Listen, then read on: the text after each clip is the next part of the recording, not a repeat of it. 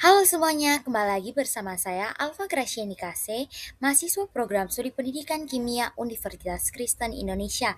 Pada kesempatan kali ini, saya akan menjelaskan sedikit tentang struktur protein. Nah, jadi protein ini merupakan bimolekul yang tersusun atas asam amino yang dihubungkan oleh ikatan peptida. Jadi protein ini memiliki peran penting dalam berbagai proses kehidupan seperti katalis reaksi biokimia, transportasi zat, pertahanan tubuh, komunikasi sel, dan juga pembentukan struktur jaringan.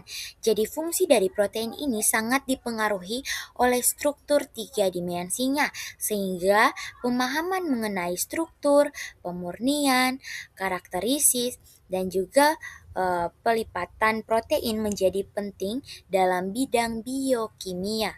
Sekarang kita masuk ke dalam pengertian dan fungsi dari protein. Jadi protein ini adalah bimolekul yang tersusun dari rangkaian asam amino berdasarkan informasi genetik dalam DNA. Jadi perbedaan urutan asam amino ini menyebabkan setiap protein memiliki struktur dan fungsi yang berbeda-beda. Jadi protein memiliki banyak fungsi penting dalam tubuh, yaitu yang pertama itu sebagai enzim yang mempercepat reaksi biokimia, dan juga ada sebagai protein struktural sebagai kolagen dan keratin yang membentuk jaringan tubuh. Ada juga sebagai alat transportasi seperti hemoglobin yang mengangkut oksigen, dan juga sebagai hormon dan molekul sinyal untuk mengatur berbagai proses fisiologisnya. Ada juga antibodi yang berperan dalam sistem kekebalan tubuh serta sebagai sumber energi cadangan ketika tubuh kekurangan karbohidrat dan juga lemak. Jadi oleh karena itu protein ini merupakan bimolekul yang sangat penting untuk pertumbuhan, pemeliharaan, dan juga kelangsungan fungsi dari tubuh. Nah, sekarang kita masuk ke dalam struktur primer protein. Jadi, struktur primer merupakan urutan linear asam amino yang dihubungkan oleh ikatan peptida. Jadi, struktur ini ditentukan langsung oleh informasi genetik yang terdapat pada DNA. Jadi, urutan asam amino ini sangat penting karena perubahan satu asam amino saja dapat memengaruhi fungsi protein. Contohnya adalah hemoglobin pada penderita anemia, sel yang mengalami perubahan satu asam amino. Nah, sekarang kita masuk ke dalam struktur sekunder protein. Jadi, struktur sekunder protein ini merupakan lipatan awal dari rantai polipeptida yang terbentuk akibat adanya ikatan hidrogen antara gugus karbonil dan juga gugus amino pada tulang punggung protein.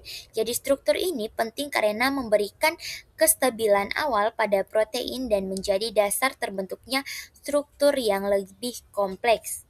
Nah, struktur sekunder terdiri atas tiga bentuk utama. Yang pertama itu struktur yang berbentuk spiral atau lilitan. Yang kedua itu beta cell, yaitu struktur yang berbentuk lembaran berlipat dan tersusun sejajar atau berlawanan arah. Yang ketiga itu ada random coil, yaitu bagian protein yang tidak memiliki pola lipatan yang teratur. Jadi dengan adanya bentuk-bentuk struktur sekunder tersebut, protein ini menjadi lebih stabil dan dapat melanjutkan proses pelipatan untuk membentuk struktur tersier maupun kuarter yang menentukan fungsi biologisnya. Nah, sekarang kita masuk ke dalam struktur kuarter dan protein dan juga tersier. Jadi, struktur tersier ini merupakan bentuk tiga dimensi keseluruhan dari rantai polipeptida. Jadi, struktur ini dipertahankan oleh interaksi hidrofobik, ikatan hidrogen, ikatan ionik, dan juga ikatan disulfida. Jadi, struktur kuarter terbentuk apabila dua atau lebih subunit polipeptida bergabungan menjadi satu protein fungsional. Jadi contoh protein dengan struktur kuarter adalah hemoglobin yang terdiri atas 4 subunit protein. Jadi struktur tersier dan kuarter sangat menentukan aktivitas biologis suatu protein. Berikutnya ada pemurnian protein. Jadi pemurnian protein ini merupakan proses pemisahan protein target dari campuran bimolekul lain agar diperoleh protein yang lebih murni. Jadi tujuannya adalah untuk mempelajari sifat fisik dan kimia protein, mengetahui fungsi biologisnya, serta menghasilkan protein yang dapat digunakan dalam penelitian dan juga di industri. Jadi terhadap umumnya meliputi eksteriaksi sampel, pemisahan protein, pemaketan, dan juga pengujian kemurniannya. Jadi semakin tinggi tingkat kemurnian protein yang diperoleh, semakin akurat pula hasil penelitian dan karakteristik protein yang dilakukan. Nah, beberapa metode pemurnian protein yang sering digunakan adalah presipitasi, dialisis, kromatografi, dan juga elektroforesis. Jadi, presipitasi pemisahan protein berdasarkan kelarutannya menggunakan garam seperti amonium sulfat. Jadi kalau misalnya dialisis itu pemisahan protein dari molekul kecil menggunakan membran semimembran, dan juga kromatografi itu memisahkan protein berdasarkan ukuran muatan atau afinitas tertentu dan merupakan metode yang paling banyak digunakan. Sedangkan elektroforesis itu memisahkan protein berdasarkan ukuran dan juga muatan listriknya. Jadi setiap metode pemurnian protein ini memiliki prinsip yang berbeda-beda sehingga dalam praktiknya seringkali beberapa metode dikombinasikan untuk memperoleh protein dengan tingkat kemurnian yang lebih tinggi. Berikutnya ada karakteristik protein, adalah proses untuk mengetahui sifat dan identifikasi protein setelah pemurnian. Jadi, parameter yang dianalisis meliputi berat molekul, komponen asam amino, aktivitas biologis, ada juga stabilitas protein dan juga struktur tiga dimensinya. Jadi karakteristik ini penting dilakukan untuk memastikan bahwa protein yang diperoleh sudah murni dan masih memiliki fungsi yang sesuai. Jadi karakteristik protein tidak hanya bertujuan mengetahui identifikasi protein, tetapi juga memastikan bahwa proses pemurnian yang dilakukan berhasil menghasilkan protein yang aktif dan juga berkualitas baik untuk penelitian maupun aplikasi industri.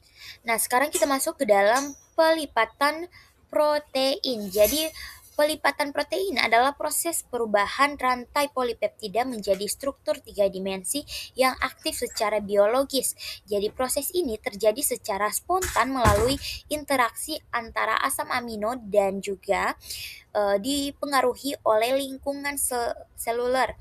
Jadi struktur protein yang terbentuk harus stabil agar dapat menjalankan fungsi dengan baik.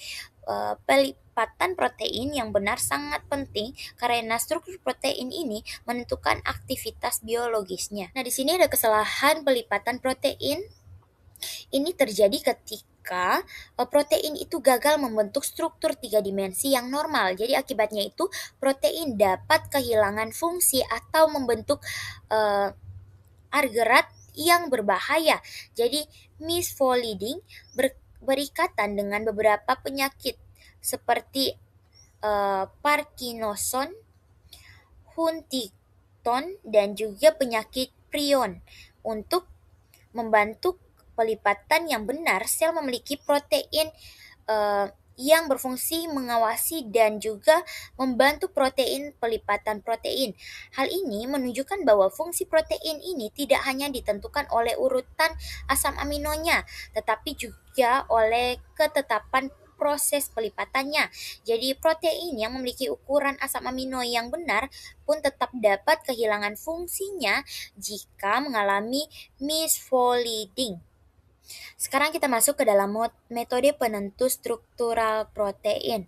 Nah, jadi beberapa metode yang digunakan untuk menentukan struktur protein adalah yang pertama itu ada kristalografi sinar X, itu digunakan untuk menentukan posisi atom protein secara detail. Ada juga NMR untuk mempelajari protein dalam larutan. Ada juga cryo-EM untuk mengamati protein besar tanpa kristalisasi, dan juga ada circular decoration untuk menganalisis struktur protein. Nah, metode-metode ini membantu penelitian memahami hubungan antara struktur fungsi protein.